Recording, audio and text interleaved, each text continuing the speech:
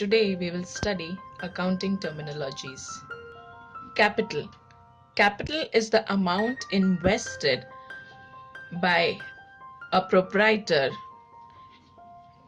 into his business. Now, proprietor is the owner of the business. So, amount invested by the owner of the business into his business is called as capital.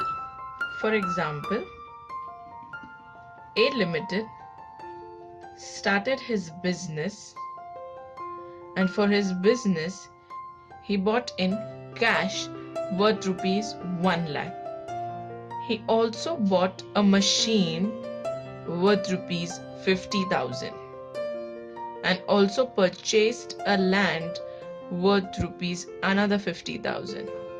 Now this total of 1 lakh, 50,000 and 50,000, that is 2 lakh, is nothing but the capital that Mr.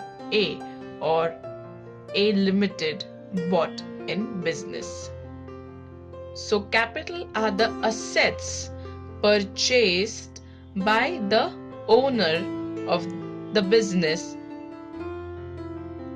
for his business. Drawings.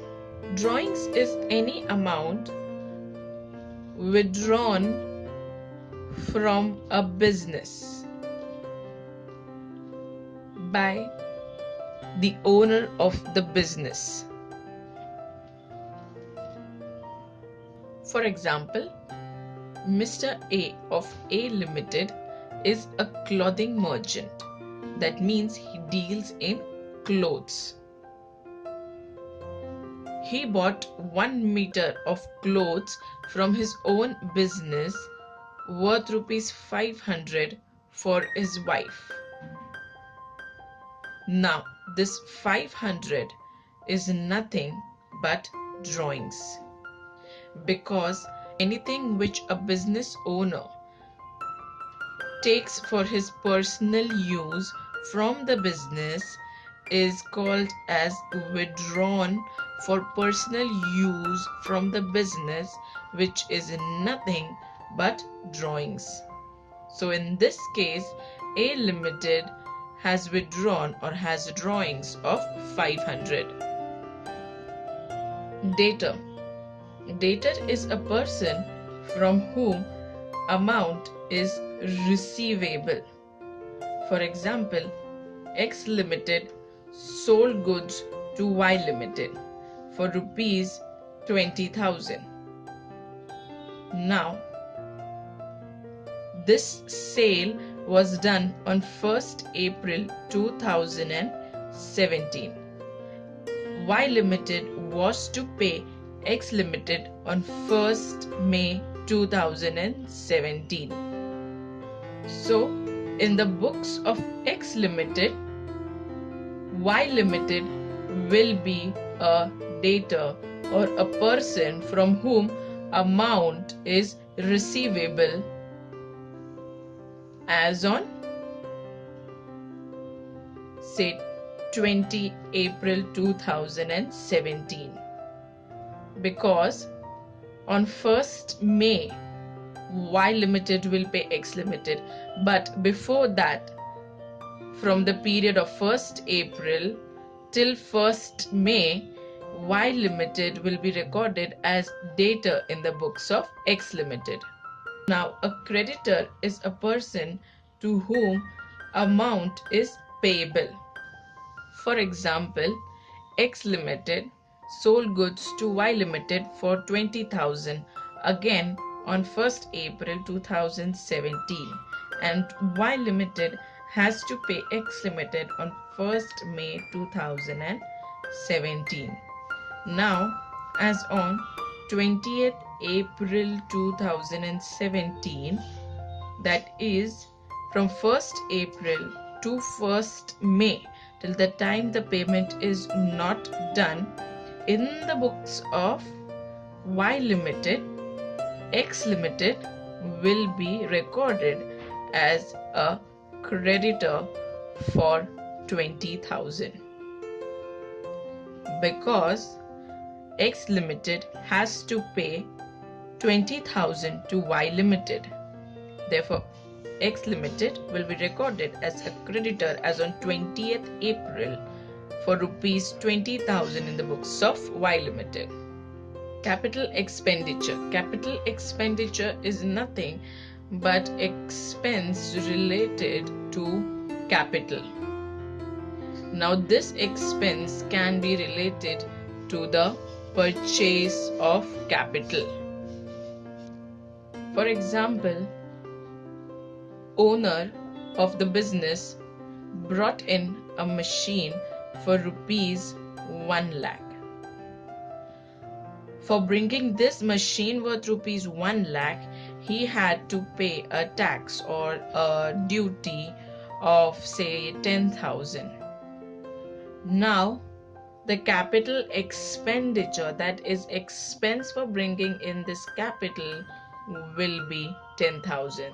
So 10,000 will be recorded as capital expenditure because it was an expense incurred for purchasing an asset.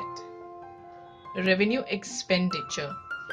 Again, revenue expenditure is nothing but an expense for generating revenue.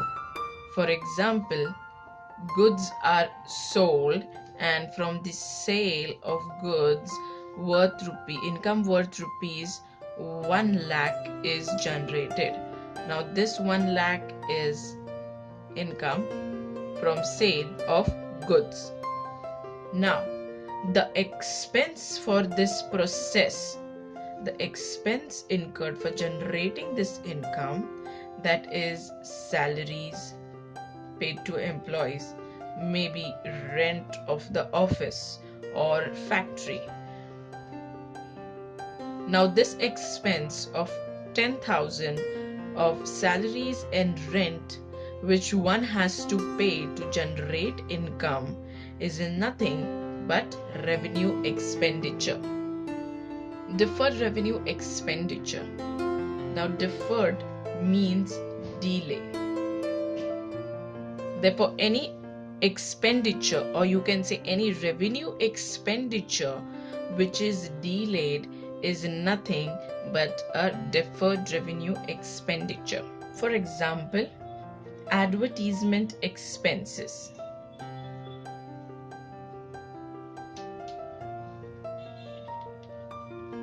Now, for example, let's say in 2016 we generated or we had this advertisement expenses for making an ad to increase our sale, that is the revenue. So in 2016 this expenditure on advertisement was made to generate sales, that is the revenue. Now this ad will be shown in 2017, 18 and 19 as well. So the revenue or the increase in sales will be in 2017, 18 and 19 also, based on one-time expenditure that we made in 2016 on making of an advertisement.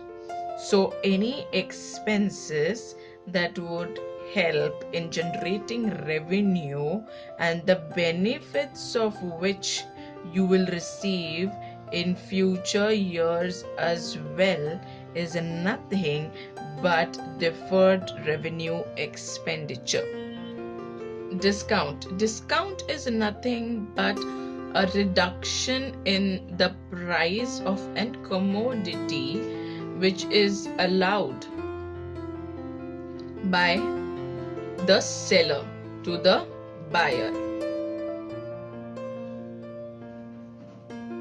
For example, A Limited sells B Limited goods worth rupees 10,000 but allows a discount of rupees 500. Now this 9,500 is the amount after discount. So discount is the reduction in the price of a commodity, that is goods, allowed by a seller of goods to the buyer or purchaser of goods. Now there are two types of discount, cash and trade. Let's see what is cash discount. Cash discount is a discount given by seller to the buyer of the goods if the buyer is ready to pay in cash and ready to pay on the spot. For example, if the buyer is not asking for any credit period or any extended period for payment or for making future payment and is paying on the spot, then cash discount will be given. Such discount is called cash discount. For example, A Limited sold goods to B Limited for 10,000. Now B Limited is saying that it will pay A Limited on the same date, that is 1st April. So A Limited will give 500 rupees discount to B Limited because it is paying A Limited on the spot and not asking for an extended period to make the payment. Now such type of a discount is cash discount. In the similar manner, trade discount. Now cash discounts are given to encourage prompt payment or immediate payment from the buyer. Trade discount on the other side is not given for prompt payment, but it is given to encourage resale. For example, if A Limited is a wholesaler and B Limited is a retailer, so A Limited will give B Limited goods and give 500 rupees discount because B Limited will be purchasing in bulk quantity. Now solvent. Solvent is a person who has enough or sufficient assets to pay back his debt or obligations. For example, if A Limited purchased goods from B Limited for rupees 20,000. Now A Limited has purchased goods from B Limited. So A Limited will have to pay 20,000. But due to some issue, A Limited has to close down his company and cannot pay B Limited. So in this scenario, A Limited's assets will be sold and the income or the revenue generated from the sale of his assets will be used to pay B Limited.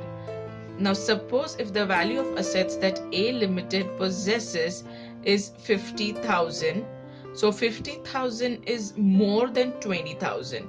So A Limited can definitely pay 20,000 out of these 50,000. So A Limited is solvent because his assets are sufficient to pay his debt or obligations. Insolvent again is a person whose assets are insufficient to pay his debts. For example, again, A Limited purchases goods from B Limited. Now in this scenario, A Limited has purchased goods for 20,000 from B Limited and now A Limited has to pay B Limited. But due to some reason, again A Limited has to shut down his company.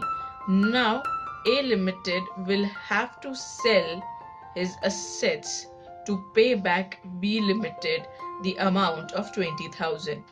But if A Limited's assets have value of only 10,000, then A Limited cannot pay a sum of 20,000 to B Limited. In this scenario, A Limited becomes insolvent because he is unable to pay his debts as his assets are insufficient for payment of his debts or obligations. If you really liked this video, please subscribe our channel and also hit the like button. Thank you.